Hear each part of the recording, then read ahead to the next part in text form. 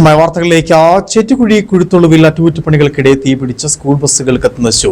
കുഴുത്തൊളു ദീപ ഹൈസ്കൂളിന്റെ 2 ബസ്സുകളാണ് കത്തിനശിച്ചത്. വാർഷിക അറ്റകുറ്റപ്പണികൾ നടക്കുന്നതിനിടെയായിരുന്നു തീപിടുത്തമുണ്ടായത്. ഇന്ന് രാവിലെ 11 മണിയോടെ വാർഷിക ഫിറ്റ്നസ് നേടുന്നതിന്റെ ഭാഗമായുള്ള ജോലികൾ നടത്തുന്നതിനിടയിലാണ് സ്കൂൾ ബസ്സിന് തീപിടിച്ചത്. സ്കൂൾ മുറ്റത്തെ ഷെഡിൽ ഇട്ടിരുന്ന 2 ബസ്സുകളാണ് അറ്റകുറ്റപ്പണികൾ നടത്തിക്കൊണ്ടിരുന്നത്.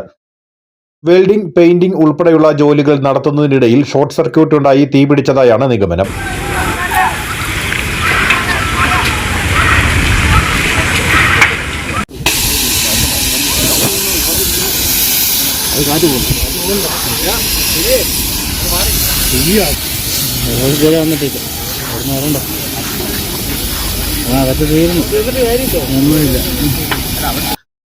ആദ്യത്തെ ബസ്സിൽ നിന്നും തൊട്ടടുത്ത് കിടന്ന മറ്റൊരു ബസ്സിലേക്കും തീ പടർന്നു പിടിക്കുകയായിരുന്നു.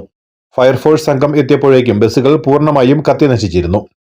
ലക്ഷങ്ങളുടെ നഷ്ടമാണ് സംഭവിച്ചത്. കമ്പമെട്ട് പോലീസ് സ്ഥലത്തെത്തി മേൽ നടപടികൾ സ്വീകരിച്ചു. News bureau, Anakkara.